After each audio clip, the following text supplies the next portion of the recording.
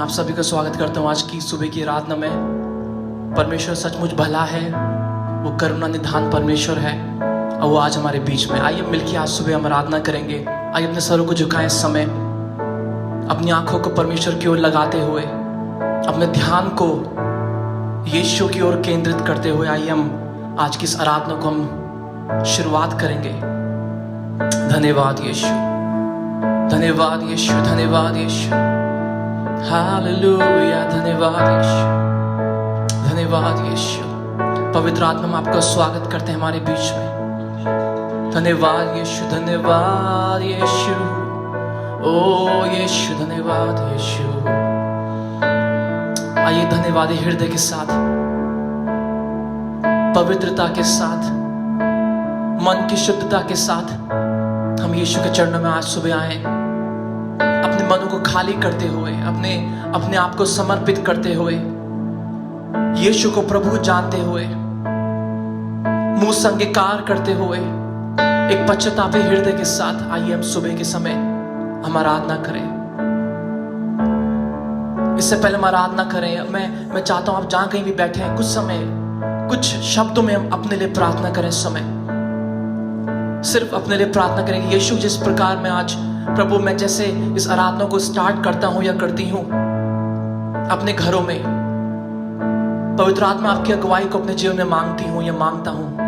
आइए ऐसे हम प्रार्थना करें। दो मिनट लेके हम प्रार्थना करें, अपने लिए प्रार्थना करें, अपने परिवार के लिए समर्पित करते हुए हम प्रार्थना करें। बोले यीशु, आज की आराधना के द्वारा यीशु आप एक अद्भुत कार्य मेरे जीवन में करें। शायद आपके बच्चे सुन रहे होंगे, शायद वो साथ बैठे होंगे, शायद आपके परिवार के सदस्य आपके साथ बैठे होंगे इस समय। आइए सबके जीवनों को हम सब बारी बारी रूप से हम समर्पित करते हुए आज के आराधना को हम शुरुआत करें। यीशु से बोले, यीशु मेरे अंदर एक शुद्ध मन उत्पन्न कर आज सुबह, एक शुद्ध मन उत्पन्न कर। यीशु मुझे पवित्र कर आज सुबह। प्रभु उससे पहले मैं तेरे भजन गाऊं, उससे पहले मैं प्रार्थना करूं, उससे पहले मैं तेरे वचन से सुनूं, यीशु आज मुझे शुद्ध कर। Hallelujah. Lord, make me purify my heart. Jesus, purify me, Jesus. मुझे शुद्ध कर यीशु। Hallelujah. Hallelujah. अब्बा हो प्यार से, अब्बा हो दर्द से, अब्बा हो धो लो अपने आप को मर्ज से, अब्बा हो देख लो उस बहती धार को जो बताती है उसके प्यार को। अब्बा हो पापियों, अब्बा हो धर्मियों, अब्बा हो सारे संसार की जातियों, अब्बा हो देख लो क्या उसने है किया, है हमारा दर्द सह लिया। क्रूस पर जान उसने अपनी दी, मिल गई हमें जिंदगी नई। याद कर उस बहते सोते को जो बहा तेरे लिए, मेरे लिए।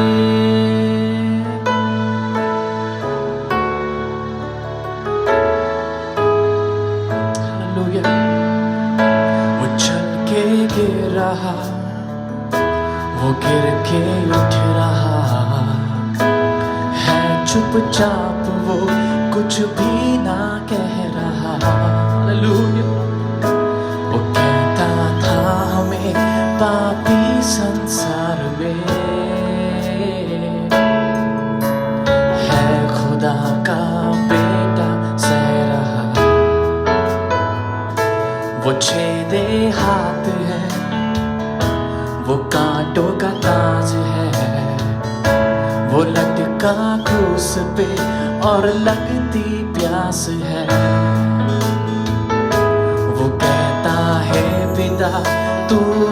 को माफ कर, धीरे से फिर निकलती सांस है। क्रूस पर जान उसने अपनी दी, मिल गई हमें जिंदगी नई। याद कर उस बहते सोते को जो बहा तेरे लिए मेरे लिए। मिलके गाए हो क्रूस पर जान उसने अपनी दी, मिल गई हमें जिंदगी नई। याद कर उस बहते सोते को जो बहा, हालेलुया, तेरे लिए मेरे लिए। Crucified, laid behind the stone, you lived to die, rejected and alone. Like a rose trampled on the ground, you took the fall and thought of me above all. Like a rose trampled on the ground, you took the fall, yes, and thought of me above all.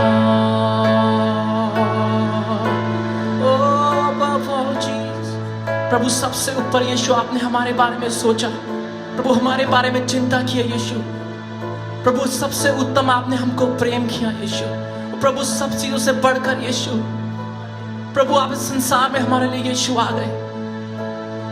Hallelujah, प्रभु आपके बलिदान, प्रभु आपका प्रेम, प्रभु आपकी सेवा यीशु, सब कुछ हमारे लिए थी। प्रभु आपका जी उठना यीशु हमारे लिए था। प्रभु सबसे उत्तम प्रभु आपने हमेशा हमारे लिए किया। प्रभु आज सुबह हम क्या आपको दे सकते हैं? प्रभु हम क्या धन्यवाद के शब्द बोल सकते हैं यीशु? हम यीशु क्या दे सकते हैं आज सुबह आपको? Hallelujah, hallelujah. Above all, Jesus, you thought of me. You thought of me above all, Jesus. So I surrender, Lord. So I surrender, Jesus. Hallelujah. Hallelujah. Thank you, Jesus. Lord, help us to understand the worth. Every day, Lord, every moment of our lives, Lord Jesus. प्रभु आपकी उस बलिदान की कीमत को समझने के लिए यीशु आप हर पल हर क्षण यीशु हमें कायल करें प्रभु। प्रभु ताकि हम हमेशा आपको जीवन में प्रथम स्थान दें, वो हमेशा आपको सबसे उत्तम रखें प्रभु, क्योंकि Lord because you have thought of us above all, above every other thing in this world, Lord Jesus. Lord this is who you are.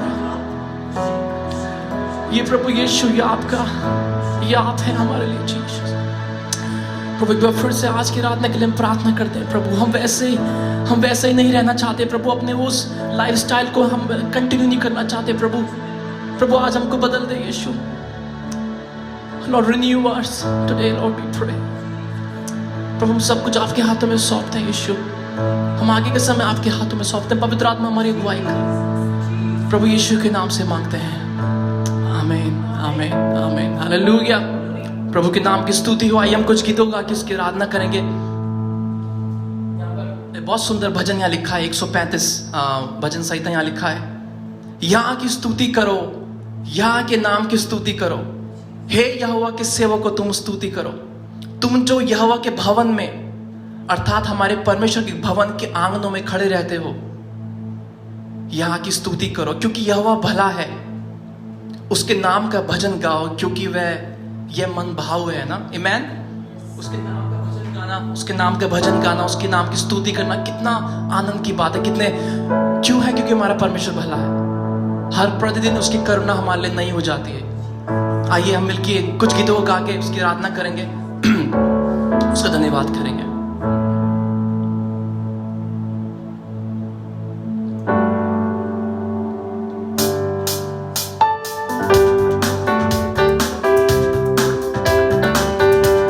यहोवा का धन्यवाद करो क्योंकि वो भला है, उसकी करुणा सदा की है। धन्यवाद करो। जो यहोवा का धन्यवाद करो क्योंकि वो भला है, उसकी करुणा सदा की है। धन्यवाद करो राजाओं का राजा यीशु राजा जगत में राज करेगा। हालेलुया हालेलुया, उसका धन्यवाद करो। क्यों धन्यवाद करो? जो ईश्वरों का परमेश्वर है, उसका धन्यवाद करो। उसकी करुणा सदा की है। धन्यवाद करो राजाओं का राजा यीशु राजा जगत में राज करेगा। हालेलुया हालेलुया, उसका धन्यवाद करो। जो प्रभुओं का प्रभु है, उसका धन्यवाद करो। उसकी करुणा सदा की है। धन्यवाद करो। राजाओं का राजा यीशु राजा जगत में राज करेगा। हालेलुया हालेलुया, उसका धन्यवाद करो। उसको छोड़ कोई बड़े आश्चर्य कर्म नहीं करता। उसकी करुणा सदा की है। धन्यवाद करो। सो हम गाएंगे ओ राजाओं का राजा यीशु राजा जगत में राज करेगा। ओ हालेलुया हालेलुया, उसका धन्यवाद करो। उसने अपनी बुद्धि से आकाश बनाया। उसकी करुणा सदा की है। धन्यवाद करो। राजाओं का राजा यीशु राजा जगत में राज करेगा। ओ हालेलुया हालेलुया, उसका धन्यवाद करो। ओ हालेलुया हालेलुया, उसका धन्यवाद करो।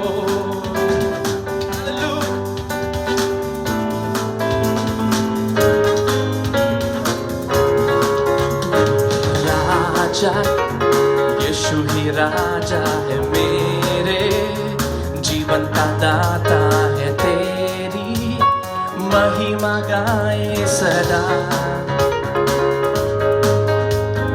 यीशु सबसे महान है, सारे नामों में ऊंचा है। तेरी आराधना करे सदा।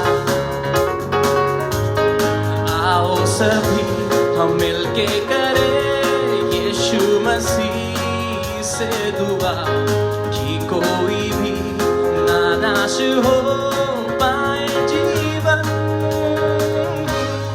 होसेना होसेना गाएंगे हम उसके लिए, देकर जीवन जिसने नया बनाया हमें। होसेना होसेना करती रहे अब ये जुबान। नाचेंगे हम गाएंगे हम अब तो सना। जीवन ये तेरे ही हाथों में महिमा हो। मेरे जीवन से तेरी इच्छा को पूरी करो। मैं जाऊं जहां भी जाऊं, मैं तेरे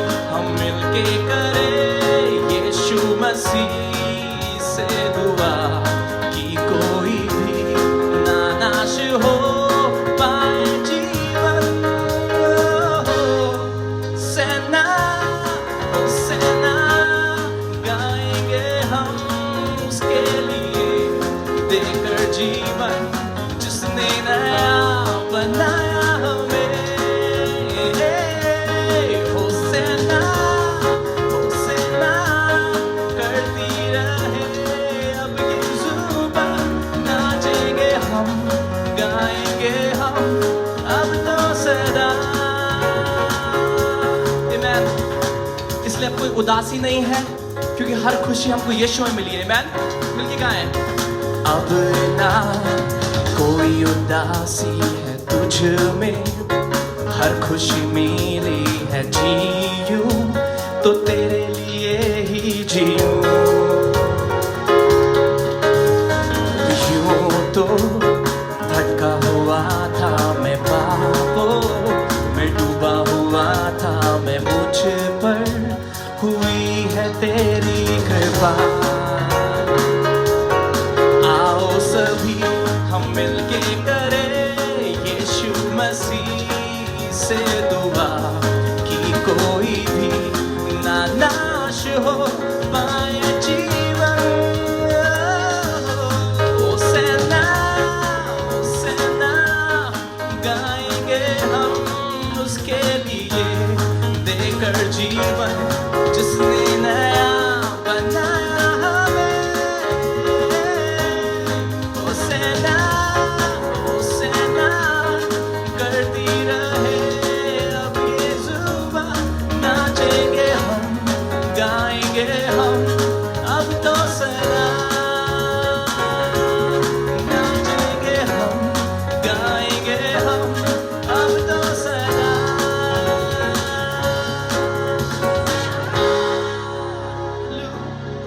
हालेलुया। नाचेंगे गाएंगे हम अब तो सदा। यही हमारी आशा है कि हम अपने प्रभु यीशु मसीह में सदा सर्वदा आनंदित रहेंगे। आइए मेरे साथ निकालें, हम भजन संहिता की ओर जाते हैं और मेरे साथ निकालें भजन संहिता 5, भजन संहिता 5, और इसको हम ध्यान से सुनेंगे। जब मैं आपके सामने इसको पढ़ रही हूँ, आप इसको ध्यान से सुने। भजन संहिता 5। हे यहोवा, मेरे वचनों पर कान लगा, मेरे ध्यान करने की ओर मन लगा।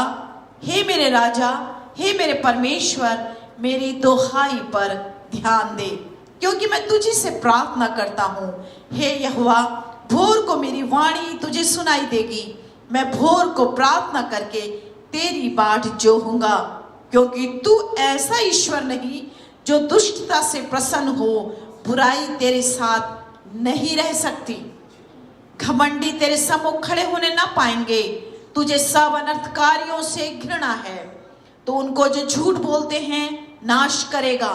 यहोवा तो हत्यारे और छली मनुष्य से घृणा करता है, परंतु हालेलुया, परंतु मैं तो तेरी अपार करुणा के कारण तेरे भवन में आऊंगा। मैं तेरा भय मानकर तेरे पवित्र मंदिर की ओर दंडवत करूंगा। हे यहोवा, मेरे शत्रुओं के कारण अपने धर्म के मार्ग में मेरी अगुवाई कर। मेरे आगे आगे अपने सीधे मार्ग को दिखा, क्योंकि उनके मुंह में कोई सच्चाई नहीं, उनके मन में निरी दुष्टता है, उनका गला खुली हुई कब्र है, वे अपनी जीभ से चिकनी चुपड़ी बातें करते हैं। 10वां पद। हे परमेश्वर, तू उनको दोषी ठहरा, वे अपनी ही युक्तियों से आप ही गिर जाएं। उनको उनके अपराधों के अधिकारी के कारण निकाल बाहर कर, क्योंकि उन्होंने तुझसे बलवा किया है। परंतु, 2 बार परंतु आया है, परंतु जितने तुझ पर भरोसा रखते हैं वे सब आनंद करें, वे सर्वदा ऊंचे स्वर से गाते रहें, क्योंकि तू उनकी रक्षा करता है और जो तेरे नाम के प्रेमी हैं तुझ में प्रफुल्लित हो। और आखिरी पद, क्योंकि तू धर्मी को आशीष देगा। हे यहोवा, तू उसको अपने अनुग्रह रूपी ढाल से घेरे रहेगा। परमेश्वर के नाम की स्तुति हो, उसके वचन के लिए मैं उसकी महिमा करती हूँ। आज सुबह 3रे पद में लिखा हुआ है, यहोवा, भोर को मेरी वाणी तुझे सुनाई देगी। इसका मतलब भजनकार इस बात का समर्पण कर रहा है, इस बात को बता रहा है कि हे प्रभु, हे मेरे जीवित परमेश्वर, मैं भोर को जब उठूंगा तो मैं तुझको अपनी वाणी सुनाऊंगा और मैं अपनी बात तुझसे बोलूंगा, मैं तुझसे निवेदन करूंगा। और मैं और क्या करूंगा? मैं भोर को प्रार्थना करके तेरी बाट जोहूंगा। जो प्रार्थना की निवेदन, जो प्रार्थना की विनती, जो दिन भर की जो मेरी बातचीत है, जो मैं करने वाला हूं, वो सुबह उठकर मैं तुझको दूंगा। इंग्लिश में इस प्रकार से लिखा हुआ है, in the morning O Lord you hear my voice. इसका मतलब यहां पर क्या है? क्या कह रहा है यहां पर? मतलब हमको ये करना है कि अपनी आवाज को, अपनी वाणी को जब हम सुबह उठते हैं, परमेश्वर का धन्यवाद देना कि प्रभु तूने रात भर हमको संभाला, अब मैं देख सुबह उठ गया हूं, मेरी आवाज को तू सुन ले। और तब लिखा हुआ in the morning O Lord you hear my voice, in the morning I lay my request before you and wait in expectation. Hallelujah, hallelujah, amen. जब मैं सुबह अपनी आवाज तुझको सुना दूंगा मेरे प्रभु, भजनकार कह रहा है, तो मैं ये बात को ध्यान में रखूंगा कि तू अब मुझे क्या उत्तर देगा, तू मुझे क्या सुने। क्योंकि मालूम यहाँ पे दुष्टों के बारे में लिखा हुआ है, लेकिन 7वें पद में और 11वें पद में सेंटेंस बदल जाता है, वाक्य बदल जाता है। कैसे बदल रहा है? परंतु चाहे लोग कुछ भी कर रहे हो, चाहे दुनिया कुछ भी कर रही हो, चाहे इधर से उधर पृथ्वी हो जाए, भजनकार कह रहा है परंतु मैं तो तेरी अपार करुणा से तेरे भवन में आऊंगा, मैं तेरी उपस्थिति में आऊंगा, मैं तेरे सामने ठहरूंगा। अभी हमारे पास भवन खुले हुए नहीं है, लेकिन भजनकार की एक इच्छा है कि मैं तेरी अपार करुणा के कारण। मालूम है, यदि आपके जीवन में प्रभु करुणा करता है, दया करता है, और ऐसी दया नहीं हल्की फुल्की, लेने का अपार, जिसका कोई किनारा नहीं, जिसका कोई पार नहीं, अपार मतलब एक एंड से लेकर दूसरे एंड तक प्रभु ने जो कार्य हमारे जीवन में किए हैं। यदि मैं यहाँ आज खड़ी हूँ आपके सामने और आपको इस प्रकार कह रही हूँ कि प्रभु अपार करुणा से, क्यों मैं भी प्रभु को धन्यवाद दे रही हूँ कि प्रभु ने मेरे जीवन में भी अपार करुणा करी। इस समय तक, इस पल तक, जब तक मैं इस भवन में खड़े होकर आपके सामने खड़ी हूँ, यहाँ तक प्रभु के नाम की स्तुति हो, उसने मुझ पर भी अपार करुणा की है। आज सुबह आप धन्यवाद दीजिए, हाथों को उठा के कहें प्रभु मैं अपार करुणा के कारण तेरे भवन में आऊंगा। और दूसरी बात, मैं तेरा भय मानकर तेरे पवित्र मंदिर की ओर दंडवत करूंगा। बिल्डिंग की ओर दंडवत नहीं करना।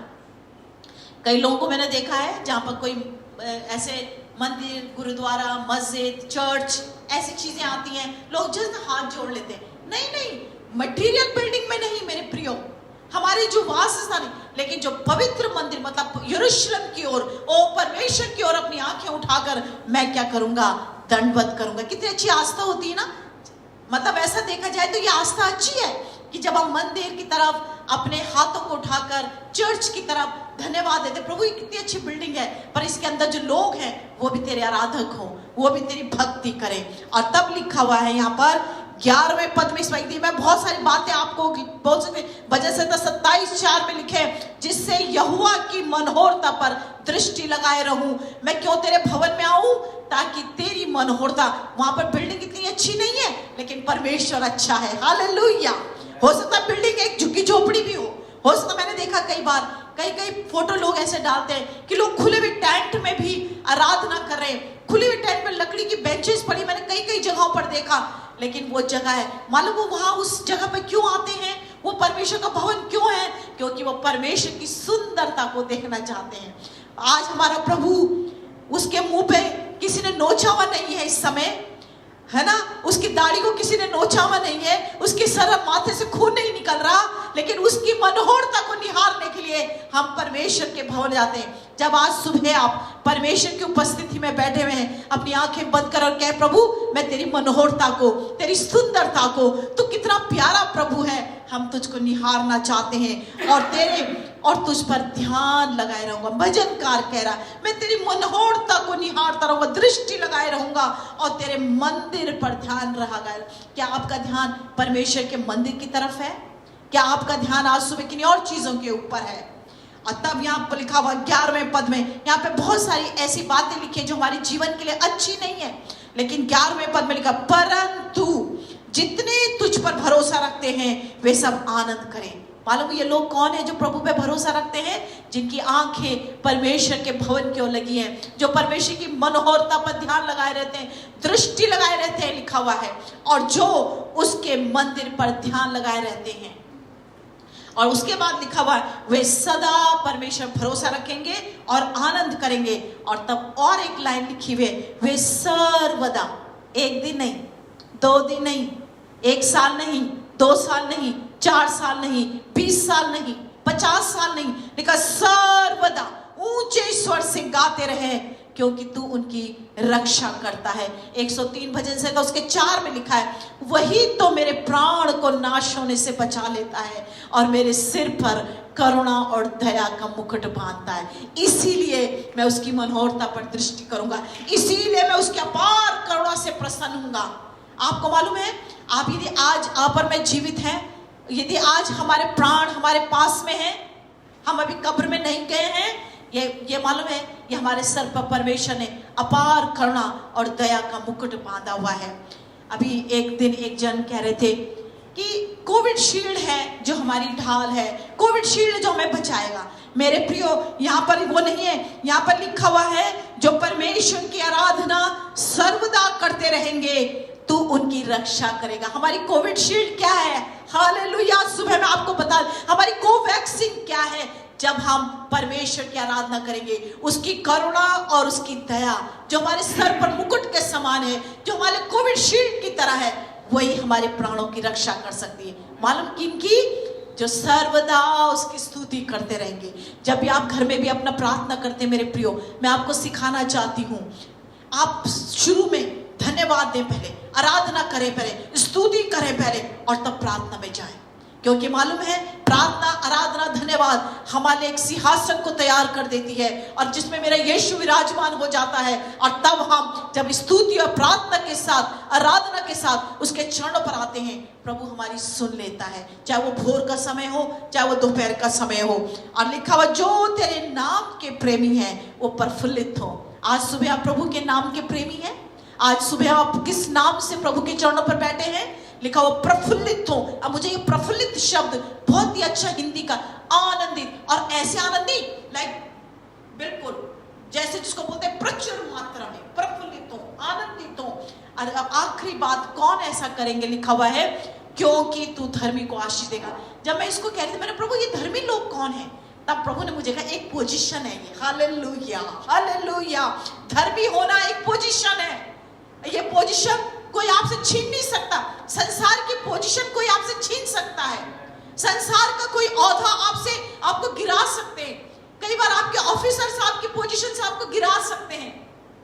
लेकिन आज सुबह जो प्रभु की आराधना करते हैं, जो उसकी करुणा पर मन लगाए रहते हैं, जो उसके अपार करुणा से प्रसन्न होते हैं, उनको प्रभु ने एक पोजीशन दे रखी है, एक स्टैंडर्ड दिया हुआ है। मालूम वो लोग कौन है? वो इस पृथ्वी पर धर्मी है। और धर्मी ही नहीं है, लिखा उसके आगे, वो आशीषित है। आमीन, आमीन, आमीन। वो आशीषित है, उनको एक पोजीशन है। धर्मी होने के साथ साथ उनके जीवन में एक चीज और जोड़ी गई है, प्रभु उनको आशीष देगा। आज सुबह इस आशीष को ले लीजिए। यदि आप धर्मियों की चाल पे चल रहे हैं, यदि आराधना, प्रशंसा, पढ़ाई, तारीफ आपके जीवन का आधार है, यदि आप भजनकार कहता है मैं सर्वदा उसकी स्तुति करता रहूंगा और उसके अपार करुणा पर मैं ध्यान लगाए रहूंगा, यदि आप लगाए रहेंगे तो आप धर्मी की पोजीशन में हैं। और धर्मी की पोजीशन के साथ साथ आपके साथ आशीषें भी जुड़ जाएंगी। और लिखा इतने नहीं, और लिखा यहोवा तुझको अपने अनुग्रह रूपी ढाल से घेरे रहेगा, वो तुझको घेरे रहेगा। हालेलुया। तो धर्मी होने पर, परमेश्वर की आराधना करने पर, स्तुति करने पर, प्रशंसा करने पर, बड़ाई करने पर, उसको दिन रात पुकारने पर, सुबह सुबह उसके सामने निवेदन रखने पर हमें एक पोजीशन मिल जाती है। और वो पोजीशन हमसे कोई छीन नहीं सकता। हालेलुया। और वो पोजीशन क्या है? धर्मी, राइचियसनेस, धार्मिकता, धार्मिक जिससे प्रसन्न होता है। आइए प्रभु के नाम की स्तुति करें। आज सुबह अपना ध्यान अपनी आवाजों को उठाकर कहें, प्रभु आज सुबह मैं तुझ पर भरोसा रखती हूँ, आज सुबह मैं तुझ पे भरोसा रखता हूँ, इसलिए मैं क्या करूँगा? तू मेरी रक्षा करेगा। और मैं प्रभु जी तेरे उस प्रेमी नाम से, जो तेरा प्रेम, जो तेरा नाम है, प्रेम करने वाला नाम, दया करने वाला नाम, उससे आज सुबह मैं तेरी तारीफ करूंगा। और प्रभु आप सबों को आशीष दे।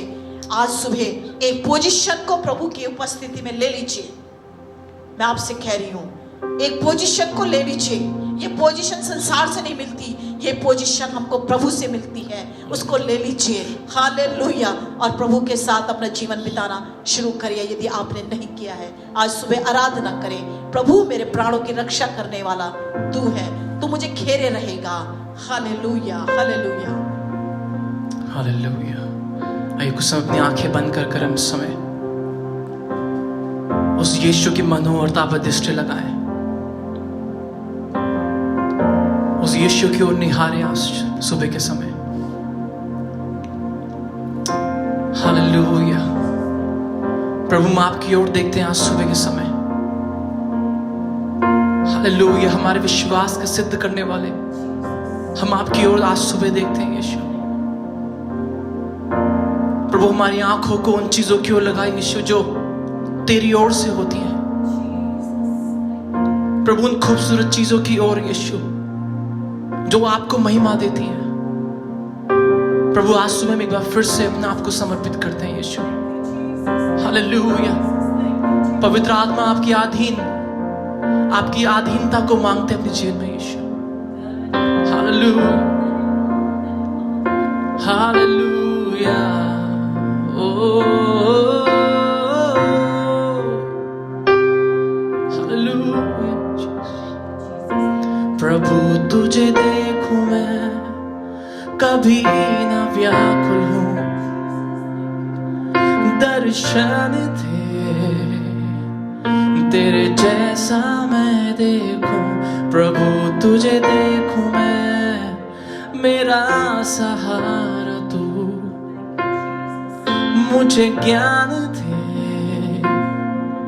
तेरे जैसा मैं करूं। हालेलुया।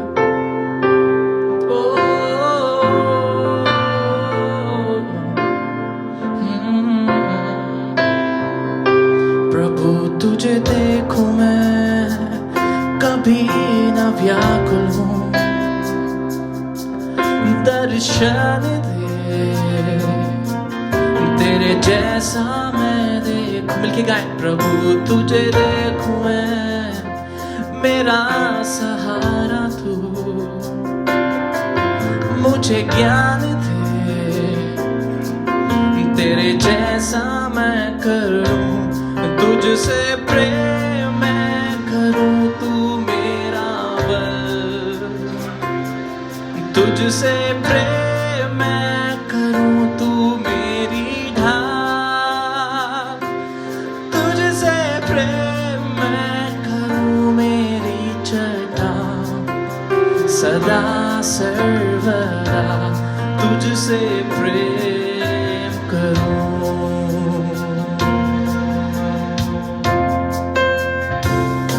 प्रभु तुझे देखूं मैं कभी ना व्याकुल हूं, दर्शन दे तेरे जैसा मैं देखूं। प्रभु तुझे देखूं मैं, मेरा सहारा तू, मुझे ज्ञान दे तेरे जैसा मैं करूं। तुझसे प्रेम मैं करूं, तू मेरा बल।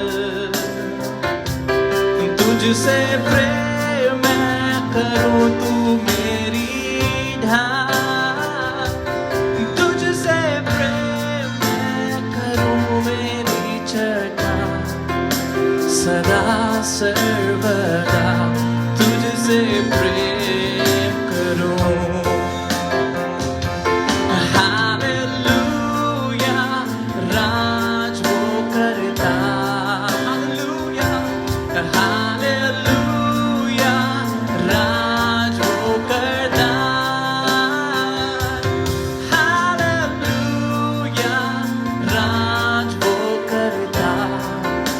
सदा सर्वदा hallelujah.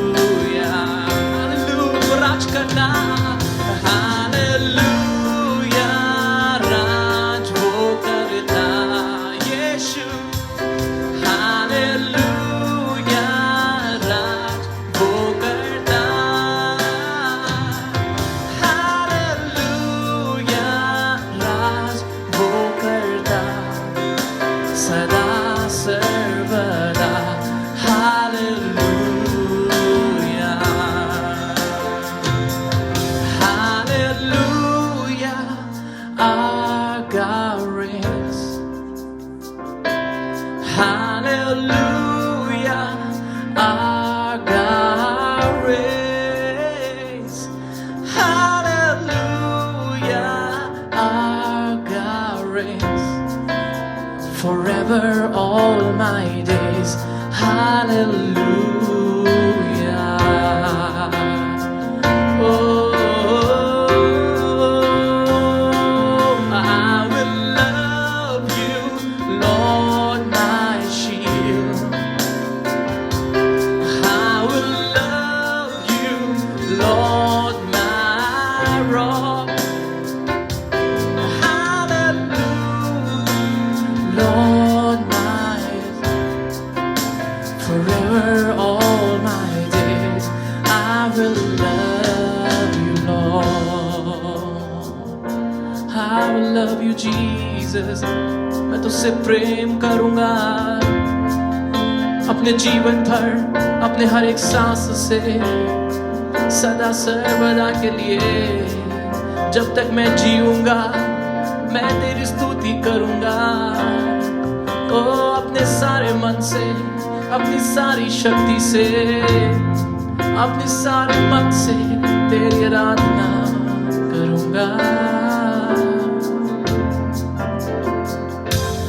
I will love Jesus. Oh, तुझसे प्रेम मैं करूं, तू मेरा बल। तुझसे प्रेम मैं करूं, तू मेरी ढाल। तुझसे प्रेम मैं करूं, मेरी चट्टान। सदा सर्वदा तुझसे प्रेम करूं। हालेलुया। यीशु सदा सर्वदा आपसे प्रेम करने के लिए यीशु आप हमारी सहायता करें। यीशु आपको सबसे ऊंचा रखने के लिए, आपको सबसे प्रथम स्थान रखने के लिए प्रभु जी आप हमारी सहायता करें। यीशु प्रतिदिन के जीवन में यीशु प्रभु आपको सर्वश्रेष्ठ स्थान देने की यीशु आप मदद करें। प्रभु आपको हमेशा महिमा देने के लिए यीशु आप मदद करें। प्रभु अपनी आंखें सदा आपकी ओर लगाने के लिए आप मदद करें यीशु। और प्रभु आपके अद्भुत काम को अपने जीवन में होता हुआ देखें। हालेलुया। प्रभु हम सब कुछ आपके हाथों में सौंपते। जब आपके वचन से सुनते हैं यीशु, आज हमारे मन को घायल कर, आज हमको प्रभु आप हमारे मनों को छेद दें। प्रभु हम ऐसी प्रार्थना करते हैं। पवित्र आत्मा आपको अधीन करते हैं इस समय, नियंत्रण को ले यीशु। इस आराधना के अंत तक पवित्र आत्मा आपकी उपस्थिति को महसूस करने पाए। प्रभु यीशु के नाम से मांगते हैं, आमीन आमीन। अब मैं एक बार फिर से आप सभी का मैं स्वागत करता हूँ इस ऑनलाइन कलीसिया में। और हमारी इस ऑनलाइन पेज का नाम है ज़ायन गॉस्पेल मिनिस्ट्रीज, और ये हमारी कलीसिया का नाम भी है। मैं बहुत खुश हूँ जो आप लोग जो लोग जुड़े हैं। और हम निरंतर आपके लिए प्रार्थना करते हैं। आप जो लोग कमेंट करते हैं, आप जो हमारे लिए प्रार्थना निवेदन करते हैं, जो कॉल्स करते हैं, हम अपनी आपकी पूरी आपके लिए, अपनी पूरी कलीसिया के लिए हम निरंतर आपको प्रार्थना में याद रखते हैं। सो कृपया बने रहे हमारी एक संगति में। और ध्यान रखें कि हमारी आराधना इसी प्रकार 10 बजे होती है हर संडे इसी पेज पे। और आप जुड़ सकते हैं। आप लोग जो फर्स्ट टाइम देख रहे हैं हमको, प्रभु आप सबको आशीष दे। आप कोई भी प्रेयर रिक्वेस्ट है प्लीज़ इसको आप हमको मैसेज कर सकते हैं या कमेंट में भी लिख सकते हैं। हम आपके कमेंट्स हम सब कुछ चेक करते हैं। सो प्लीज़ आप ऐसा कर सकते हैं। और आपकी जो आप लोग जो भेंटों को लेते हैं हर इतवार में, उसको आप संभाल के रख सकते हैं, ताकि जब हमारी कलीसिया खुलती है तो आप अपनी उन भेंटों को जो आपने संभाल के रखा इतने इतवारों को, आप उनको कलीसिया में ला सकते हैं। प्रभु आप सबको आशीष दे। जय मसीह की। हालेलुया। इस अद्भुत आराधना के लिए हम प्रभु को धन्यवाद देते हैं। ये सच है कि प्रभु अपने लोगों के उपस्थिति को देकर वो अपने आप को प्रभु और परमेश्वर साबित करता है। परमेश्वर की उपस्थिति पवित्र है और वो केवल उसके लोगों के मध्य में आती है। प्रभु अपने लोगों को अपनी उपस्थिति से छूता है, उन्हें आशीर्वाद देता है। आप सबों के लिए मैं परमेश्वर को धन्यवाद देता हूँ। आप सबों को जय मसीह की। प्रभु यीशु मसीह आपको आशीष दे। थोड़े समय के लिए अपना सब कुछ छोड़ दीजिए, मेहरबानी करके सामने आकर बैठ जाइए और सुनिए। आज प्रभु की बातें आपसे करना चाहता है। इससे पहले मैं वचन में जाऊं, मैं एक सूचना आपको देना चाहता हूं। और वो सूचना इस प्रकार से है कि प्रभु यीशु मसीह के बड़े अनुग्रह से हम अपनी कलीसिया के 28 साल हम पूरे कर रहे हैं। और इस 19 तारीख जून में जो आने वाला जो शनिवार है, उस दिन हम लोग 28 वर्ष को मना रहे हैं। ये कलीसिया का एक जन्मदिन है जो मना रहे हैं। और उसमें शाम को 6 बजे हम ये ऑनलाइन जो सेलिब्रेशन करेंगे और उसमें हम चाहते हैं कि आप हमारे साथ जुड़ें। सो इस बुधवार में आपको लिंक भेज दिया जाएगा। कृपया करके इस लिंक को, जो जूम का लिंक है, इसको आप किसी और को भी दे सकते हैं, किसी को भी, कोई भी आ सकता है, क्योंकि इसमें कोई भी हमारा क्रिश्चियन भाई, कोई हमारी हिंदू भाई, हमारा कोई भी धर्म के लोग हैं, आप सबको उसमें कर सकते हैं, क्योंकि ये धन्यवाद की सभा है जिसमें हम परमेश्वर को धन्यवाद देना चाहते हैं पिछले 28 साल के लिए, उसकी विश्वास योग्यता के लिए। तो एक लाइव वर्शिप रहेगा और बहुत अद्भुत रहेगा। मैं चाहता हूं कि आप जरूर उस दिन अपने आप को फ्री करें, कहीं ना जाएं, और शाम को 6 बजे अपने कंप्यूटर को खोलकर या अपने मोबाइल को, जितने भी आपके डिवाइसेस हैं, आपको खोलकर तैयार रखें और 6 बजे हमसे जुड़ें और हमारे साथ मिलकर आराधना करें, प्रभु यीशु को धन्यवाद दें। बहुत अच्छा समय रहेगा, बहुत लंबी चौड़ी आराधना नहीं होगी। हम ये चाहते हैं कि आप हमारे साथ मिलकर प्रभु को धन्यवाद दे सकें। साथ में हमारे बीच में वक्ता होंगे जो बेंगलोर से प्रभु यीशु की सेवा करेंगे, वो वहाँ से प्रचार करेंगे। ये सब ऑनलाइन होगा यहाँ पर में। तो जब आपको लिंक दे दिया जाएगा, मेहरबानी करके उस लिंक को आप औरों लोगों को भी दे सकते हैं। सो ये व्हाट्सएप में डाला जाएगा, उसके बाद में आप किसी को भी दे सकते हैं कि कोई भी इस लिंक को हमारे साथ खोलकर हमारे साथ जुड़ सकता है। मेरे विश्वास से आप समझ गए, इस आने वाले शनिवार जो आ रहा है 19 तारीख में शाम को ठीक 6 बजे हम लोग जूम लिंक के द्वारा आपको जो दिया जाएगा उसमें हम लोग धन्यवाद की आराधना करेंगे। 28 साल के पूरे होने के लिए हम प्रभु यीशु को धन्यवाद करेंगे। आप सबों के लिए मैं परमेश्वर को धन्यवाद देता हूं। प्रभु यीशु मसीह बड़ी आशीष आपको दे। मैं एक शब्द के ऊपर आज सुबह प्रचार कर रहा हूं, और एक्चुअली मेरा जो सरमन था ये मैंने बहुत पहले तैयार किया था, लेकिन ये अधूरा था, और परमेश्वर ने इन दिनों मुझे ताकत दी कि मैं इसको पूरा कर सकूं। और ये जो शब्द है, जो बहुत परिचित शब्द है, वो है बोझ, बर्डन। ये एक ऐसा शब्द है जो सबके मुंह से निकलता है। ऐसा कोई नहीं जो इस शब्द से ना वाकिफ हो। सब इस शब्द से वाकिफ है, क्योंकि बोझ जो है हर मनुष्य के जीवन में पाया जाता है। बोझ हमारे जीवन का एक हिस्सा बन चुका है। बोझ हमारे जीवन में हमको दर्द देता है। हमारा बोझ हमें तंग करता है। हमारा बोझ हमें फिक्र में और चिंताओं में डाल देता है। और आज मनुष्य भिन्न भिन्न तरीके से बोझों से दबा हुआ है। बहुत ध्यान से सुनिए, और आपको सुनना है, क्योंकि सुनने से ही प्रभु आपको आशीष देकर आपको विश्वास बढ़ेगा। सो ये एक ऐसा बोझ है जो मनुष्य के जीवन में पाया जाता है। बोझ का जो है, क्योंकि ये बहुत फिजिकल वर्ड है, संसार का एक पैदा हुआ शब्द है जो मनुष्य ने अपने लिए कमा लिया है या अपने लिए बना लिया है। मनुष्य ने कुछ किया तो वो बोझ बनकर उस पर लद गया। सो ये एक ऐसा शब्द जिसमें दुनिया जो है आज कई प्रकार के भिन्न भिन्न बोझों से दबी हुई है, भिन्न भिन्न तरीके के बोझ से दबी हुई है। कई लोग अपने कर्जे के बोझ से दबे हुए। बहुत से लोगों को मैंने देखा, जी मैं तो कर्ज के बोझ से दबा हुआ हूं। ये सच है, वो एक बोझ है जो मनुष्य के जीवन में है। कई लोग बीमारी के बोझ से दबे हुए हैं। कई लोग और भिन्न भिन्न तरीके के, मैं कहता चला जाऊंगा, ऐसे बोझ हैं जो मनुष्य ने अपने आप बना डालिए हैं। और ये जो कर्म हमने किए थे, जो पाप हमने किए थे, वो बोझ के रूप में हमारे सर के पर आ जाते हैं और हम उस बोझ के तले दबने लगते हैं। ये किसी ने हमको नहीं दिया, ये हमने अपने आप खुद लिया अपने ऊपर। तो यहां पर आप बाइबल में, आज सुबह मैं आपसे बात करने जा रहा हूं कि बाइबल 3 प्रकार के बोझ के बारे में बात करती है। आप इस पे पूरा अपना ध्यान दीजिए, क्योंकि ये 3 प्रकार के बोझ जो है ये हमारे व्यक्तिगत जीवन से संबंध रखते हैं। सबसे पहला बोझ जो मैं आज सुबह आपसे कहना चाहता हूं, जो बहुत परिचित है और सारे मसीह लोग जानते हैं, बड़े बड़े प्रचारक लोग प्रचार करते हैं, वो है पाप का बोझ। पाप का बोझ, बहुत ध्यान से सुना, अगर आप नोट कर रहे हैं तो नोट कर सकते हैं। सबसे पहला बोझ जो बाइबल बताती है वो है पाप का बोझ। मैं कुछ पदों को आपके लिए पढ़ रहा हूं और तब आपको मालूम हो जाएगा। भजन संगीता उसके 38 भजन संगीता और उसके 4 पद को मैं आपके लिए पढ़ रहा हूं। 38 उसका 4 पद।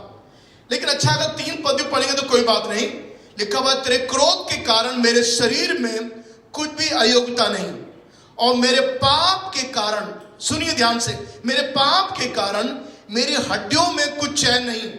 4 पद, क्योंकि मेरे अधर्म के कामों में मेरा सर डूब गया और वे भारी बोझ के नाई मेरे सहने से भार हो गए हैं। तो सबसे पहले अगर आप नोट कर रहे हैं तो नोट करिए, मनुष्य का एक बहुत बड़ा बोझ है।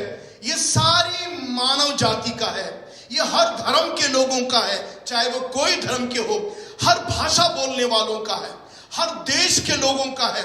इस प्रकार के बोझ से कोई बचा नहीं है।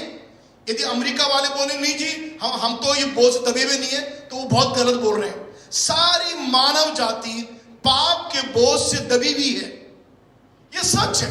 और देखो किस प्रकार से हम जब कोई चीज करते हैं तो उसके बोझ के नीचे हम दब जाते हैं, वो हमारा किया हुआ पाप है। तो बाइबल हमको सिखा रही है कि पाप का बोझ, और ऐसा बोझ नहीं है, बाइबल बता रही है भारी बोझ। और इसीलिए पहला पत्रस की पत्री 2 अध्याय के 24 पद में लिखा हुआ है, और यीशु हमारे पापों को अपनी देह पे लिए हुए क्रूस पर चढ़ गया।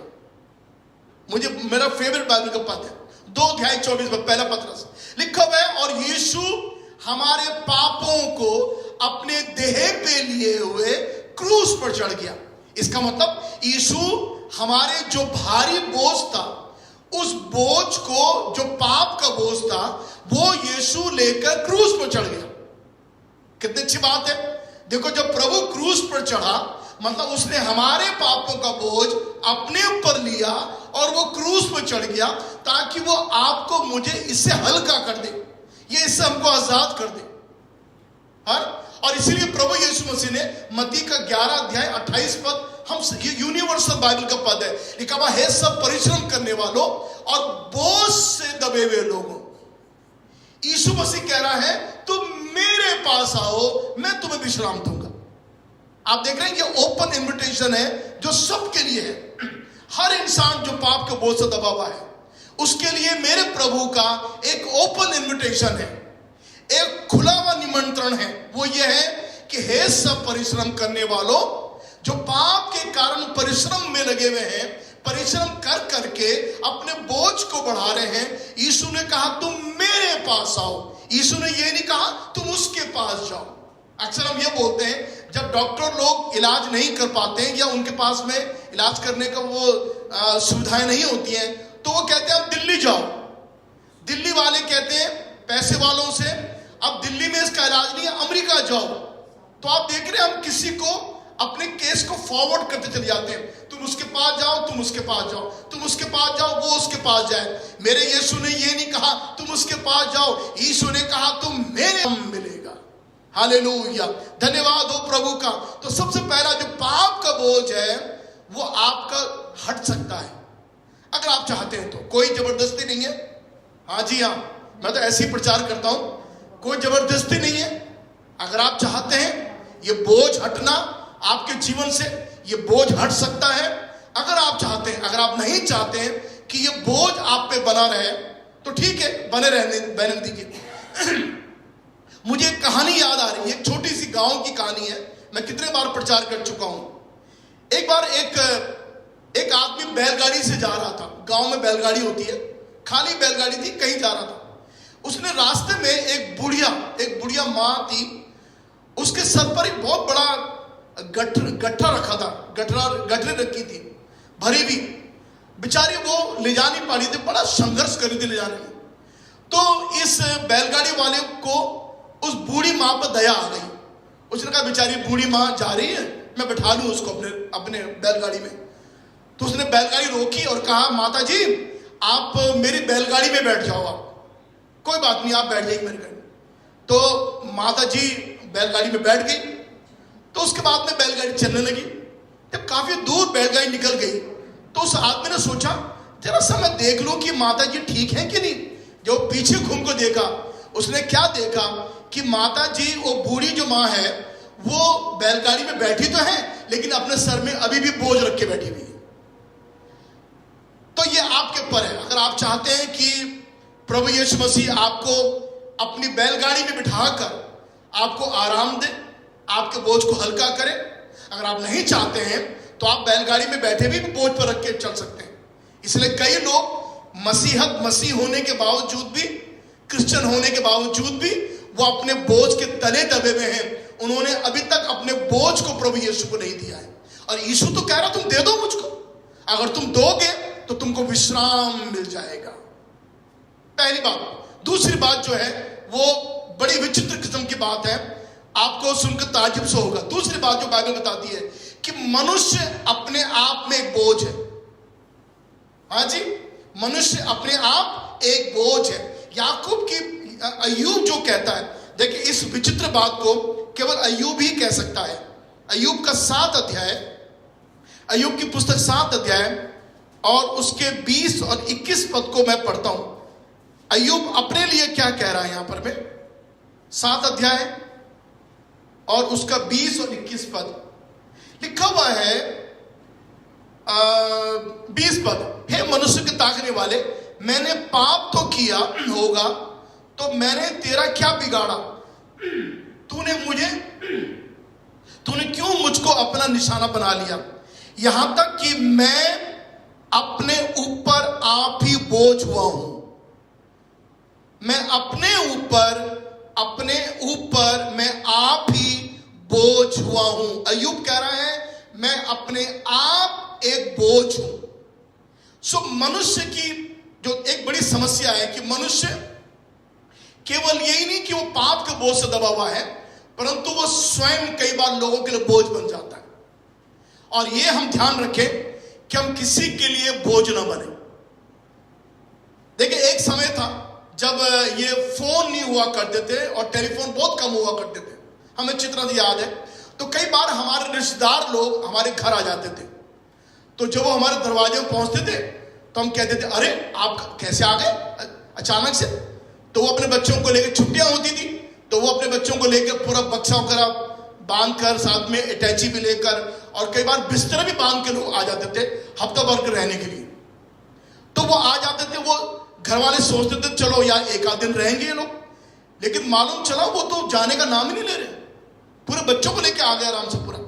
अब जो हमारी बुआएं होती हैं, हमारी मौसियां होती हैं, ये आ जाती हैं, वैसे अच्छा लगता है, लेकिन उस जमाने में देखिए कोई फोन नहीं था, कुछ नहीं था। आजकल तो एक गंवार आदमी भी कहेगा आप आ गए, आपने फोन तक नहीं किया, ऐसा बोलते। लेकिन उस जमाने में क्योंकि फोन था ही नहीं तो लोग घरों में रहते थे पड़े हुए। आप जरा सोचो, अब इतना ढेर खाना बन रहा है, ये हो रहा है। मतलब इन लोगों ने ये नहीं सोचा, हम लोग जाकर इस घर के पास चले गए, हम अपनी छुट्टियों में के पास चले गए, लेकिन इस बात को भूल गए इनकी भी छुट्टियां थी, इनको भी उस समय कहीं बाहर जाना होगा अपने बच्चों को परिवार के साथ में। ये इन्होंने सोचा नहीं है और कई दिन घर में पड़े रहते थे। ये अपने आप में उस परिवार के लिए बोझ बन जाते थे। एक छोटी सी बात है हमारे लिए समझने के लिए, हमको ये करना है कि हम किसी पर बोझ बनकर उनको तंग ना करें, क्योंकि अगर आप ऐसा करेंगे तो ये अच्छी बात नहीं है। अय्यूब कहता है कि मैं तो खुद अपने आप में बोझ हूं, और हमें अपने जीवन को ऐसा नहीं बनाना है कि ये जीवन किसी के लिए बोझ बन जाए। हम कई बार बूढ़े माँ बाप के लिए बच्चों को कहते हैं मेरा पापा इस समय बिस्तर में पड़े हुए कई सालों से वो बोझ बन गए हमारे लिए। हम ऐसे नहीं बोल सकते हैं, वो हमारे लिए बोझ नहीं बन सकते हैं, है ना जी। हमारी माँ हमारे लिए बोझ नहीं है, हमारे बच्चे हमारे लिए बोझ नहीं है, हमारे माँ बाप हमारे लिए बोझ नहीं है। लेकिन हम अपने आप को लेकर एक ऐसा इंसान बनाकर और किसी के ऊपर हम थोप नहीं सकते हैं। तो अय्यूब ये कहना चाह रहा, मैं तो स्वयं अपने आप में बोझ हूं, मैं तो अपने आप पीड़ा में पड़ा हूं, मैं अपने आप मेरे शरीर में घाव है, मेरे अपने आप में बीमार हो चुका हूं, ये बात मेरे सहने से बाहर होती है। ध्यान रखिए कि हम लोग किसी पर बोझ ना बने, ये बहुत खास बात है। किसी पे बोझ बनना ये अच्छी बात नहीं है। बाइबल में हमको तीसरे बोझ के बारे में मिलता है पढ़ने के लिए, लेकिन इससे पहले मैं तीसरे बोझ के बारे में बात करूं। मैं आपसे यह कहना चाहता हूं कि परमेश्वर नहीं चाहता कि मनुष्य पाप के ये तमाम इन बोझ के नीचे दबा रहे और उसका जीवन ऐसी दबा हुआ समाप्त हो जाए। देखिए एक बड़ी खूबसूरत सी बात है जो व्यवस्था में हमको मिलती है पुराने नियम में। वहां पर लिखा हुआ है, एक गधे का बोझ के बारे में मिलता है पढ़ने के लिए। निर्गमन की पुस्तक में मिलता है पढ़ने 23 अध्याय में कि यदि तू अपने बैरी के गधे को बोझ से लदा हुआ देखे। कहीं आपने सुना है बात को? निर्गमन के 23 अध्याय में लिखा हुआ है, यदि तू अपने दुश्मन के गधे को बोझ से दबा हुआ देखे, और वो दबा हुआ इतना है कि वो कहीं गिर गया, ऐसे गिरा पड़ा हुआ बोझ से, तो बाइबल कहती है, परमेश्वर कहते हैं, सोचो आप परमेश्वर के दिल को देखो, आप उसका मन क्या है, और वो ये कहता है कि तू उस गधे को छुड़ा दे, मतलब उसके बोझ से उसको आजाद कर दे। यदि तेरा बैरी का गधा, जरा सोचिए आप, इंग्लिश में जब मैंने पढ़ा तो लिखा हुआ है the one who hate you, जो आपसे घृणा करता है, आपका दुश्मन, आपका शत्रु, यदि उसका गधा किसी बोझ से दबा हुआ गिरा हुआ है, तो बाइबल कहती है तू जाकर उस गधे को बोझ से आजाद कर दे। आप जरा सोचो, परमेश्वर का दिल देखो आप, ये क्या बात है? ये बात है कि परमेश्वर एक गधे को बोझ से दबा हुआ और कहीं सड़क पे गिरा हुआ देख नहीं सकता है। तो जो परमेश्वर एक साधारण से गधे को बोझ से दबा हुआ देख नहीं सकता है, तो वही स्वर्ग का परमेश्वर आपको मुझको बोझ से दबा हुआ देख नहीं सकता है। और एक यही कारण है परमेश्वर ने अपने पुत्र प्रभु यीशु को संसार में भेजा। सब बोले हालेलुया, हालेलुया। परमेश्वर ने अपने पुत्र प्रभु यीशु को इसलिए संसार में भेजा कि हम जो बोझ से दबे हुए लोग हैं, हम उससे आजादी को हासिल करें और हम बिल्कुल हल्के हो जाएं। जब बोझ आपका हल्का हो जाता है तो देखो कितना अच्छा लगता है ना आपको। माना आप भी एक अटैची लेके कहीं से दूर से जा रहे हो, गर्मी का समय, और जैसे आपने अटैची रखी, आप तुरंत से बोलते हैं बड़ा आराम मिला मुझे। देखो एकदम से हल्का हो जाता है इंसान। तो आप जरा सोचिए, मनुष्य के शरीर में अगर एक अटैची, एक ब्रीफकेस इतना भारी हो जाता है, तो पाप से लदा हुआ मनुष्य कितना भारी है। जरा सोचो आप, पाप से लदा हुआ मनुष्य कितना भारी है, इसलिए उसको स्वतंत्र होना है। तीसरी बात जो है वो ये है कि पहला बोझ मैंने आपसे कहा था, मनुष्य पाप के कारण बोझ से दबा हुआ है। दूसरा बोझ जो मनुष्य अपने आप में एक बोझ है, और तीसरा बोझ जो है वो बहुत इंटरेस्टिंग है, दूसरों के द्वारा दिया जाने वाला बोझ। और मैं थोड़ा समय बिताना चाहूंगा आज शाम को इस बात में, सुबह के वक्त में, दूसरों के द्वारा दिया जाने वाला बोझ जो दूसरे हमको देते हैं। इसलिए मत्ती के सुसमाचार के 23वें अध्याय में उसके 4 पद में लिखा हुआ है कि प्रभु यीशु मसीह ने कहा, यीशु मसीह के समय में फरीसी लोगों पर व्यवस्था का बोझ डालते थे। आपको समझना पड़ेगा इस बात को। फरीसी लोग, व्यवस्थापक लोग यीशु मसीह के समय में लोगों पर कानून का, मूसा की व्यवस्था का बोझ डालते थे। और तब यीशु ने 4 पद, देखो इतनी प्रैक्टिकल बात प्रभु यीशु ने कही है कि ये लोग जो हैं, ये लोगों पर बोझ उनके कंधों पे लाद देते हैं और अपने उंगली से उस बोझ को हिलाना भी नहीं चाहते हैं। मैं सोच रहा हूं पद को हम पढ़ेंगे तो आपको अच्छा लगेगा। मत्ती का सुसमाचार 23 अध्याय और उसका 4 पद, अतः लिखा हुआ है, तब प्रभु यीशु मसीह फरीसियों से कह रहा है, वे एक ऐसे भारी बोझ को जिनको उठाना कठिन है बांधकर मनुष्यों पर लाद देते हैं। जरा सोचिए, मनुष्य के कंधों पर रख देते हैं वे लोग। वे ऐसी भारी बोझ को जो कानून का, व्यवस्था का बोझ है, शरीयत का बोझ है, वो मनुष्य के कांधों पर रख देते हैं और आप उसे अपनी उंगली से भी सरकाना नहीं चाहते हैं। वो लोग,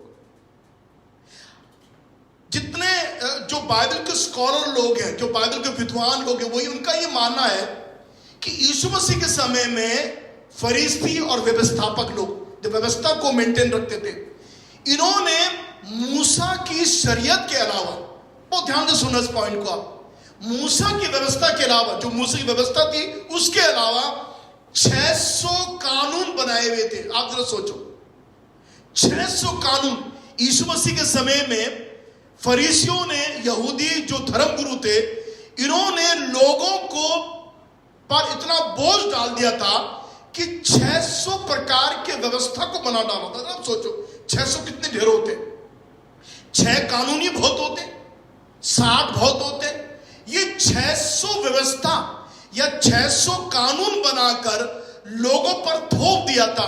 इसीलिए प्रभु यीशु मसीह ने ये 3-4 पद में कहा कि इन लोगों ने इस बोझ को लोगों के कंधों पर रख दिया है, लेकिन अपने आप स्वयं उंगली से भी उसको सरकाना नहीं चाहते। आज दुनिया में यही तो होता है, हम दूसरों को लाद देंगे, हम अपने पर बोझ डालना चाहते हैं। दूसरा मर जाए, दूसरा बीमार हो जाए, दूसरे के साथ कुछ हो जाए, लेकिन मेरे साथ कुछ ना हो। बस देखो कितना स्वार्थीपन है। तो प्रभु यीशु मसीह वही यहां पर ये कह रहा है कि ये ऐसा बोझ है जो मनुष्य हमको देते हैं। और ये कौन सा बोझ था? ये एक ऐसा बोझ था जो व्यवस्था के द्वारा दिया गया था। यहां तक कि प्रेरितों के जमाने में प्रेरितों के लिए इन व्यवस्था को मानना बहुत कठिन था। देखिए ये बाइबल में लिखा हुआ है, ये प्रेरितों काम के 15वें अध्याय में लिखा हुआ है। मैं आपको पढ़ लेता हूं, मैं बता देता हूं ये कितना भारी बोझ था। यहां तक कि चेलों के लिए ये मानना बड़ा मुश्किल था। 15 अध्याय और उसके 10 पद में लिखा हुआ है, प्रेरितों काम की पुस्तक 15:10 में लिखा हुआ है, तो अब तक क्यों परमेश्वर की परीक्षा करते हो कि चेलों की गर्दन पर ऐसा जुआ रखो जिससे ना हमारे बाप दादा उठा सके और ना हम उठा सके। बताइए आप। तो प्रेरितों के जमाने में प्रेरित लोग कहते थे ये एक ऐसा बोझ है, एक ऐसा जुआ है जिसको ना हम उठा सक रहे और ना हमारे बाप दादों ने उठाया उसको। आप देख रहे कि लोग कैसे धर्म के कारण से, धर्म के नियमों से, धर्म के कानून के कारण से लोग दबे हुए हैं। ये ऐसा बोझ है जो लोगों ने हम पर डाला हुआ है।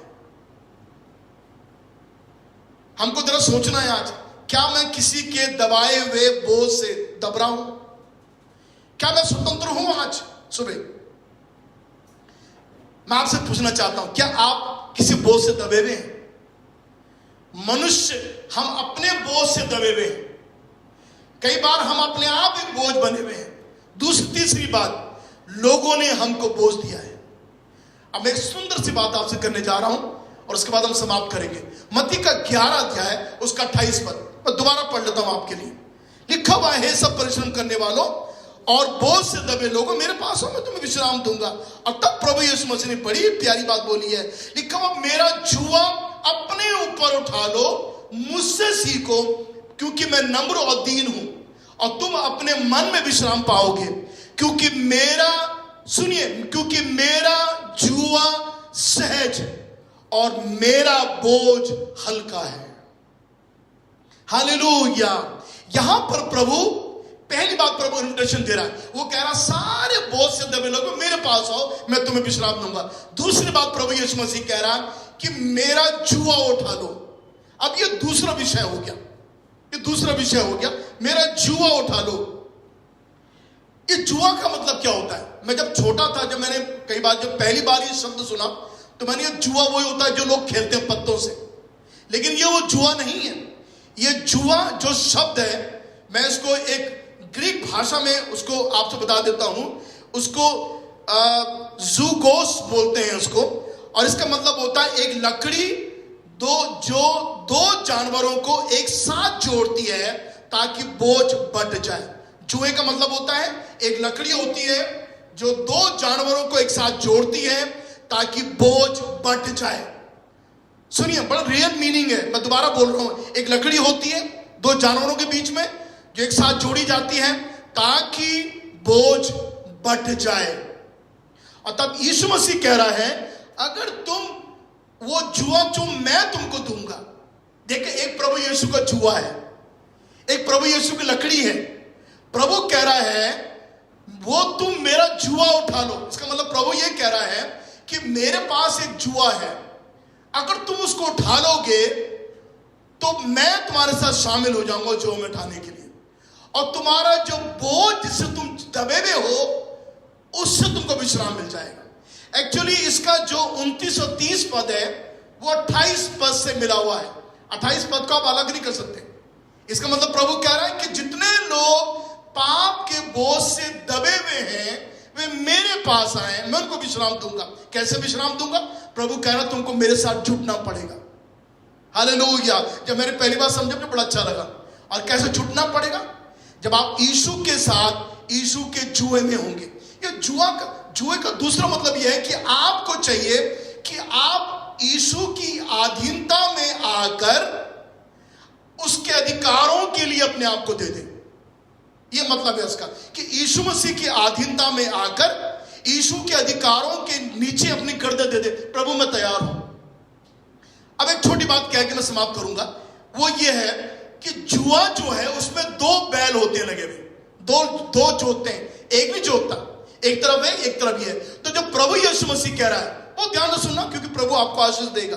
ये जो जुआ में दो जुड़ते हैं, एक से नहीं होगा। तो प्रभु कह रहा तुम मेरा जुआ उठा लो। तो प्रभु कह रहा है अगर तुम मेरा जुआ उठाओगे तो तुम्हें विश्राम मिलेगा। अब विश्राम कैसे मिलेगा? अगर मैं एक तरफ हो गया हूं, दूसरी तरफ तो कोई भी नहीं है, तो क्या होगा? ये तो मेरे भारी हो जाएगा। यीशु मसीह कह रहा नहीं, भारी नहीं होगा। अगर एक तरफ तू मेरा जुआ उठाएगा तो जान लो दूसरी तरफ कौन होगा? यीशु मसीह कह रहा दूसरी तरफ मैं होऊंगा। हालेलुया। दूसरी तरफ मैं होऊंगा और तब तेरा बोझ जो है वो हल्का हो जाएगा, क्योंकि तू मेरा जुआ उठा लेगा। और जब तू मेरा जुआ उठा लेगा तो मैं तेरे साथ रहकर तेरे कंधे से कंधा मिलाकर हम अपने बोझ को मैं तेरे बोझ को बांट दूंगा। यीशु मसीह कितना अच्छा है हमारा, जो हमारे बोझ को दूर करना चाहता है, हमारे बोझ को बांटना चाहता है। और इसलिए बहुत जरूरत है कि हम अपने आप को प्रभु यीशु मसीह के हाथ में सौंप दें, क्योंकि यीशु मसीह हमारे बोझ को बांट कर हमें हल्का करना चाहता है। इसीलिए भजन संगीता 55 के 22 में लिखा हुआ है, 55 के 22 में लिखा हुआ है, यहां पर में लिखा हुआ है अपना बोझ यहोवा पर डाल दे। अपना बोझ यहोवा पे डाल दे, वो तुझे संभालेगा। हालेलुया। अपना बोझ यहोवा पे डाल दे, अपना बोझ यीशु पे डाल दे, वो तुझे संभालेगा, वो धर्मी को कभी टलने नहीं देगा। पहला पत्रस की पत्री 5 अध्याय के 7 पद में लिखा हुआ है, वहां पर में लिखा हुआ है अपनी सारी चिंता पर प्रभु पे डाल दे, उसको तेरा ध्यान है। दो बातें अलग अलग यहां पर हैं, बोझ और चिंता। ये दोनों चीजें एक साथ हैं, वैसे अलग नहीं कर सकते इनको। पुराने नियम में लिखा हुआ है बोझ, नए नियम में लिखा हुआ है चिंता। Your cast your burden upon the Lord. नीचे लिखा हुआ है नए नियम में लिखा हुआ है cast your anxiety on the Lord. प्रभु पर अपनी चिंता को डाल दे। और तब आगे लिखा हुआ है क्योंकि वो तुझे संभालेगा। आखिरी बात, यीशु मसीह हमारे लिए जब क्रूस पर मरा तो उसने आपका मेरा बोझ हमसे ले लिया। माना ये बोझ है बहुत, अब ये मेरे से उठता नहीं है, पर आप में से कोई जन मेरे पास आए और मुझसे बोले भाई साहब ये मुझको दे दीजिए, और जैसे मैंने आपको ये दे दिया तो मैं क्या हो गया? मैं बिल्कुल हल्का हो गया, क्योंकि ये बोझ किसने ले लिया? ये बोझ आपने ले लिया। मेरे प्रियो, मेरे भाई और बहनों, आज सुबह आप हल्के हो जाओगे अगर आप अपना बोझ प्रभु पे डाल दोगे। आप अपने पाप के बोझ से आजाद हो जाओगे। आप स्वयं किसी पर बोझ बन रहे हो, उससे आप आजाद हो जाओगे। और दूसरी बात, आप किसी के बोझ के तले आप नहीं आ पाएंगे, क्योंकि सारा बोझ मेरे प्रभु यीशु मसीह ने क्रूस पर उठा लिया है। लिखा हुआ है वो हमारे पापों को लेकर अपनी देह पे लिए हुए क्रूस पर चढ़ गया। किसने किया हमारे लिए ऐसा? किसने किया हमारे लिए ऐसा? किसी ने हमारे लिए नहीं किया। केवल एक था जिसने आपके बोझ को बांट लिया। लेकिन आपको एक काम करना है, आपको अपनी गर्दन यीशु के जुए में देनी है। और जब आप यीशु के गर्दन के लिए अपनी गर्दन देंगे, अपना सर देंगे, वो जुए के नीचे यीशु ने कहा वो मेरा जुआ है, उसमें देंगे। मैं आपसे प्रतिज्ञा करना चाहता हूं, मैं आपको आश्वासन देना चाहता हूं, आपका बोझ हल्का हो जाएगा, क्योंकि आप अकेले नहीं हैं। दूसरी तरफ कौन है? यीशु मसीह आपके साथ में है। हालेलुया। प्रभु यीशु के नाम की स्तुति हो। परमेश्वर आपको आशीष दे। धन्यवाद हो प्रभु का। परमेश्वर उस वचन के द्वारा आपके मन में आपको उत्साहित करे और आप प्रभु यीशु मसीह मजबूत हो जाए। हालेलुया। हम लोग प्रार्थना करेंगे इस वक्त में। Yes Jesus, thank you Lord. गुनाहों से हालेलुया दबा हुआ से भरा हुआ, निगाहें तेरी ओर लगी हुई, फरियाद है तुझसे जुड़ी हुई, निगाहें तेरी ओर लगी हुई,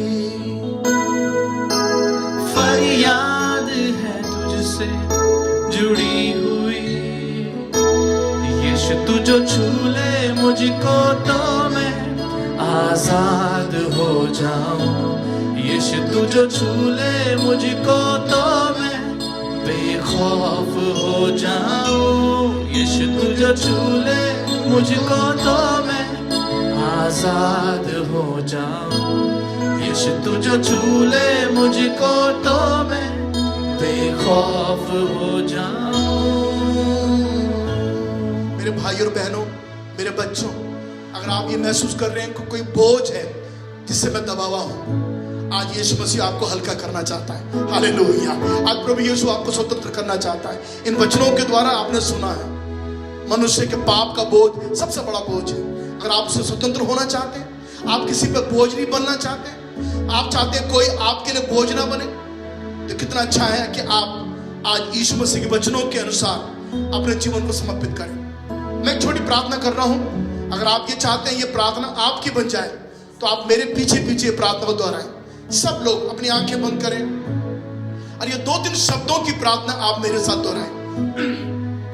और आप ये बोले, हे प्रभु यीशु, हे प्रभु यीशु, मैं अपने जीवन को आपके हाथ में सौंप देता हूँ। आपके हाथ में सौंप देता हूँ। सुने हुए वचन के अनुसार, सुने हुए वचन के अनुसार आज प्रभु मेरा सारा बोझ दूर कर दे प्रभु, दूर कर दे प्रभु, और मुझे हल्का कर और दे। मुझे हल्का कर दे प्रभु। प्रभु मैं अपने दबे हुए बोझ से, प्रभु मैं अपने दबे हुए बोझ से परेशान हूँ, मुझ पे अनुग्रह कर। मुझ पर अनुग्रह कर। यीशु मसीह दया कर मुझ पर, दया कर मुझ पर। मुझे बोझ से पूर्ण रीति से स्वतंत्र कर दे। यीशु मसीह के नाम से, यीशु के नाम से। आमीन आमीन। हालेलुया। स्वर्गीय पिता परमेश्वर, मैं उपस्थित एक जन जो आज इस सुबह इस ऑनलाइन सर्विस में जुड़ा है, यीशु के नाम से प्रभु मैं तेरा दास होके उन सबों के लिए प्रार्थना करता प्रभु जी कि मेरे कोई भी प्रियजन किसी भी बोझ से दबे हुए ना रहें। यीशु के नाम से प्रभु आप इनको इन बोझों से स्वतंत्र करें। तूने कहा कि हे सब परिश्रम करने वालों और बोझ से दबे हुए लोगों मेरे पास आओ, मैं तुम्हें विश्राम दूंगा। हालेलुया। इस विश्राम के लिए, हालेलुया, इस आराम के लिए, हालेलुया, इस शांति के लिए प्यारे प्रभु यीशु मसीह हर एक सुनने वालों पर तेरी दया हो प्रभु जी। हम सबों को बड़ी आशीष दे प्रभु जी, और हम चाहते हैं आने वाले समय में प्रभु जी हम कईयों दूसरों के लिए आशीष का कारण बने, और प्रभु हम कईयों को बोझ से उनको आजाद कर सकें। प्यारे प्रभु अनुग्रह करें, हम सबको आशीष दें। इस सप्ताह में हमको संभालें प्यारे प्रभु यीशु मसीह।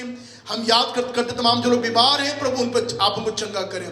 इस शनिवार की 19 तारीख की जो हमारी जो सभा है प्यारे प्रभु यीशु मसीह, उस विशेष आराधना में तेरी आशीष होने पाए। हम सबों को छू, हम सबों को आशीष दे, प्रभु यीशु के नाम में मांगते हैं, आमीन।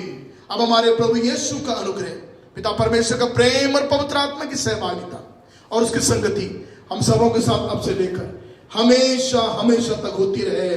आमीन आमीन आमीन।